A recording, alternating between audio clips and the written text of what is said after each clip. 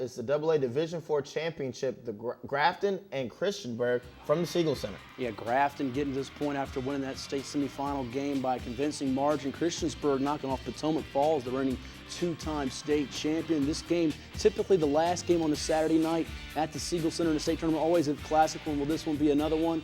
We'll have to find out here as early on it's Grafton getting a defensive rebound on a long three-point miss from Christiansburg, and it leads to a dunk by Elijah Moore, the 6'6" junior forward, throwing it down. And Elijah Moore's had that kind of year out in the Bay Rivers. Got the easy dunk there, got the fans involved. But see the hustle here from Grafton, something else they've done all year long. Chasing down the rebound, however, is going to be controlled by Christiansburg.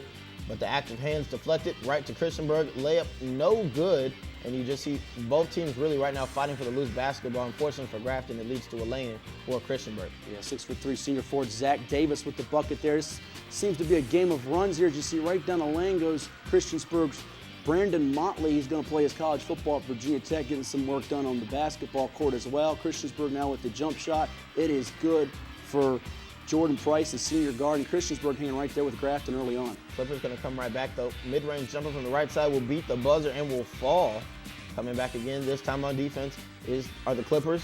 Christiansburg down the lane, looking for the travel, but you can't stop playing, Matt. You got to play through, and Christiansburg knocks down the three. Darius Kelly with a huge three-pointer for Christiansburg. Can Grafton answer? They'll go to their own three-point shooting attack, and that one is in right there for the senior guard, Kevin Barnes, one of the catalysts all year long to go with Moore in leading Grafton to this championship game. Tyler McMillan goes right down the lane, dumps it off, and count it for two right there for Blake Green. That's right. Right now, the Clippers feeling it. Plenty of fans come up from the Bay Rivers to the Siegel Center for this one, and plenty to cheer about us right now. Both teams tied up at 60 here as we get to the final few minutes. And we're going to play overtime in this one between Grafton and Christiansburg, right down to the wire. Christiansburg goes right down the lane. It is in. Two-point shot right there for Zach Davis, as he was a glue guy down the stretch for Christiansburg. Tyler Millen now with the basketball for Grafton. He'll dump it off inside. Ball on the floor, a little scrum, and Grafton likes it when it's tough like this as Jesse Santiago finishes it off inside.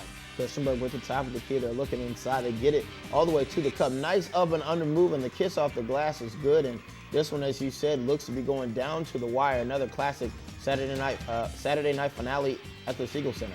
Blake Green now over 20 points in the game for Grafton. He scores it inside as each team exchanging big plays and big shots. Three-pointer is in for Christiansburg, as it is Cam Johnson, the senior guard, bearing it. Grafton needs something to go here, and it'll be McMillan driving. He kicks it. Three-pointer no good, put back no, and Elijah Morse got it right here with just a second or two left. 9.1 actually it'll be. 68-66 Christiansburg, as this one's going to go down to maybe the last possession. Grafton looks to inbound. They're going to have to beat the clock here down the middle of the lane. Last shot and a chance at the state championship, up and good.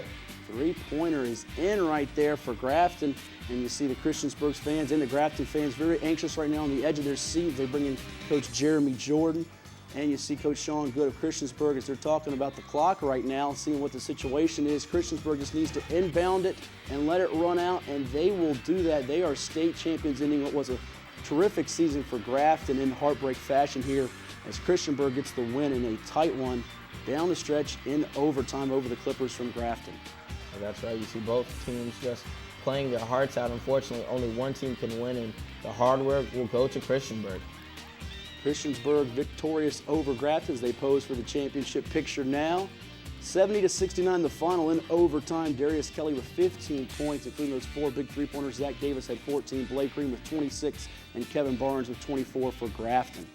All right, Matt, we've settled all the championships. We've crowned our champions for this season. Let's go back and let's look at some of our players of the years and who are our award winners this year. Yeah, the top guys in each district, and we'll go through all with the Eastern Region Player of the Year, also Co-Peninsula Player of the Year, Anthony Big Cat Barber, the junior guard with 21.3 points per game, and he's also getting a lot of big-time recruiting attention. As he should, and then we'll continue on. Aaron Baycoat of Bethel High, 22.1 points per game. He will play his college basketball at Old Dominion, the silky smooth 6'5" swing man for the Bruins. We look at the Beach District Player of the Year, Mark Hall, 22 double-doubles in 25 games, and he'll play his college football at Virginia. Very interesting to see him play well on both sides of the sport, in both sports. Yeah, not too many of those dual sport athletes as you see. Rashawn Madison, he was the Eastern District Player of the Year, helped Norview win its first district title in 20 years, 16.5 points per game for Madison. And the Southeastern District Player of the Year was Chris Williams. Oscar Smith, 20 points, 15 rebounds per game. He will play his college basketball at Johnson C. Smith. And the Bay Rivers Player of the Year, we just watched him a little while ago, Elijah Moore, 18 points per game, 10.1 rebounds per game, and he'll be back next year as one of the guys to watch in the area.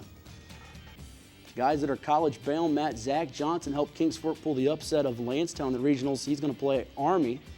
Moving right along, Jamal Ferguson going to Marquette, one of the most athletic players in the area, 17.4 points per game for the Commodores star. And Josh Fortune at Kickitan, sharpshooter from the outside as Kickitan made the state tournament, 13.9 points per game, 53 three-pointers, and he'll play college basketball in the Big East at Providence.